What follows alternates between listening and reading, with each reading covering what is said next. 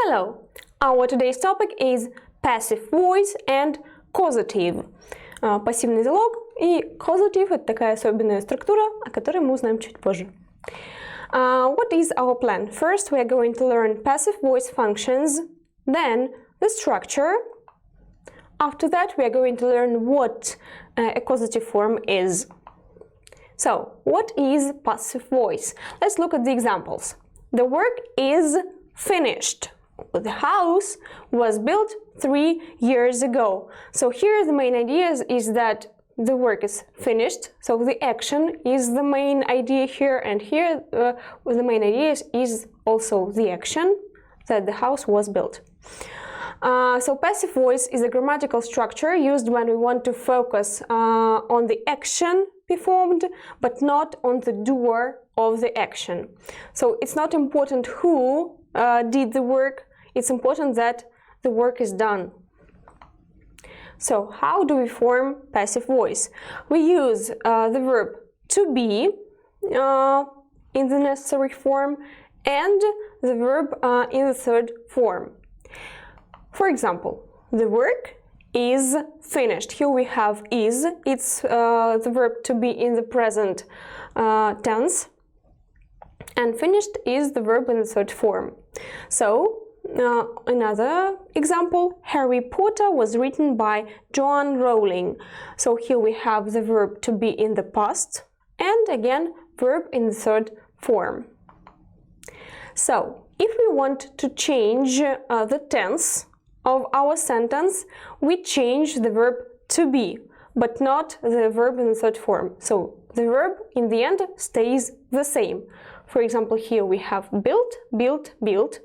The verb in the third form stays the same, but we change the verb to be. So are, were, and will be.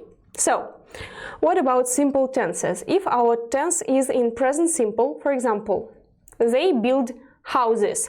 In passive voice, we will say houses are built. So we use the verb to be in the present tense. Houses, it's a plural noun. That's why we use a plural form of this verb. Then, past simple, they built houses.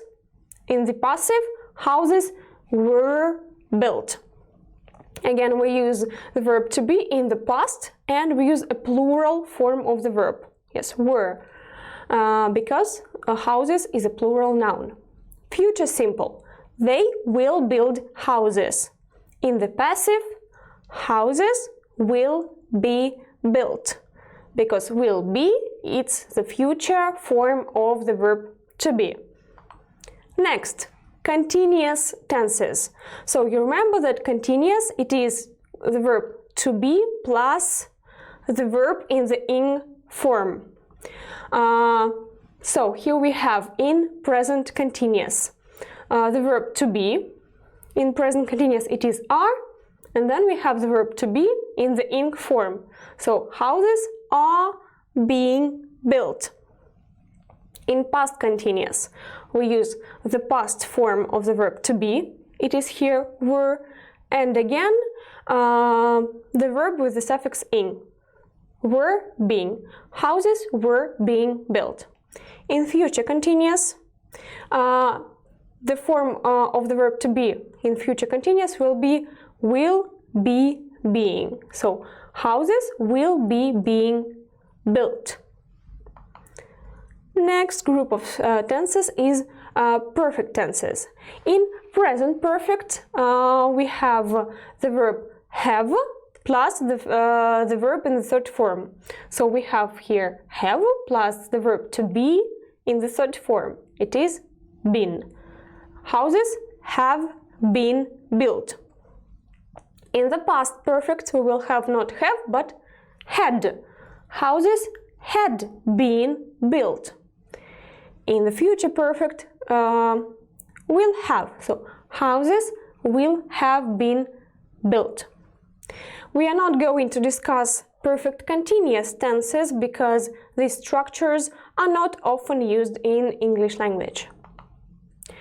So, but how to say who performs the action or what helps to perform it? or when we have a sentence in passive. If we want to discuss a person, we use by plus a person. So War and Peace was written by Leo Tolstoy. If we want to say something about an instrument or an ingredient, we use the preposition with. Chocolate is made with cocoa. If we have two objects of an active sentence, then in the passive sentence we will have two variants of sentences. Let's look at the example. My aunt presented me a new phone. Here we have two objects. First object is me, and the second object is a new phone.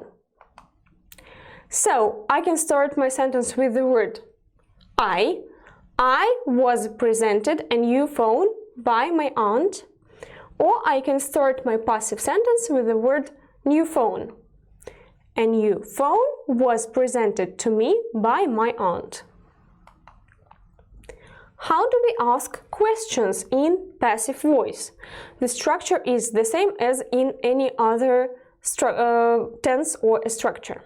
First we have a question word, then an auxiliary verb, after that a subject, and last we have a verb. Let's look at the example. Here we have a sentence.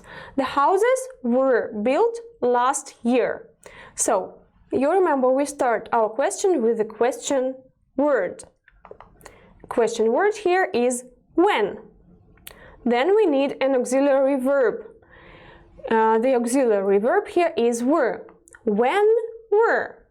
After that we need a subject. When were the houses? And the last goes the verb. When were the houses built? Next example in present perfect.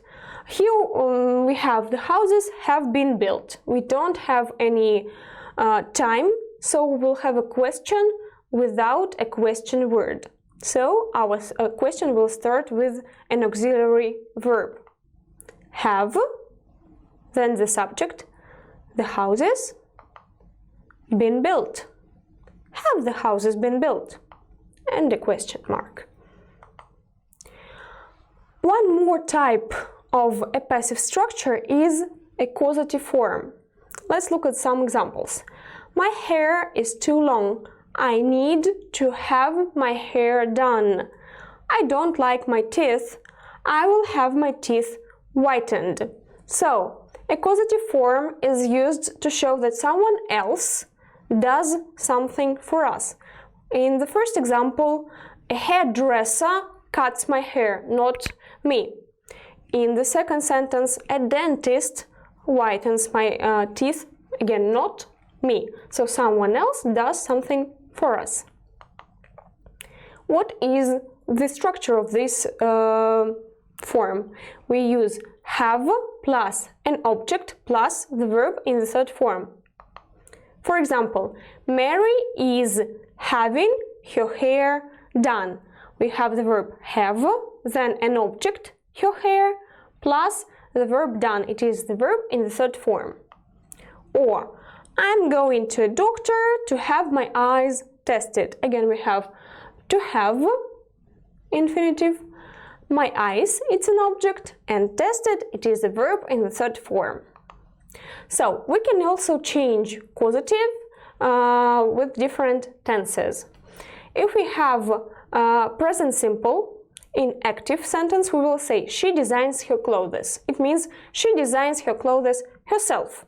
But if she has her own designer, we will say she has clothes designed.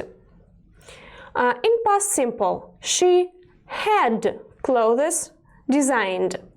And in future simple, she will have clothes designed. So we change the verb have. If we have continuous tenses, in present, she is having her clothes designed. So we use a continuous form of the verb have. She was having her clothes designed, and she will be having clothes designed. So this is a future continuous form of the verb have, will be having. And now perfect tenses. Present perfect.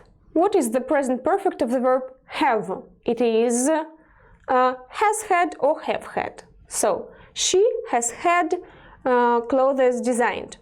Past perfect, she had clothes designed. So here we can use two forms of the verb had together, because first had is an auxiliary verb and the second had is the verb that has the meaning here. Future perfect, she will have clothes designed. We can also use the verb have in different verb forms, for example, as an infinitive or a gerund. For example, she wants to have clothes designed. It means that she wants somebody to design some clothes for herself. Or we can use a gerund. She likes having clothes designed. So she likes when some designers make clothes for her. So, let's look at some examples of causative forms in different tenses. I'm having my hair cut now. So it's present continuous. So right now, a hairdresser is cutting my hair. I had my hair cut yesterday. So it is past simple. I will have my hair cut one day. Future simple. And I have my hair cut every month. This is present simple. So today we've discussed passive voice structure and a causative form. See you next lesson.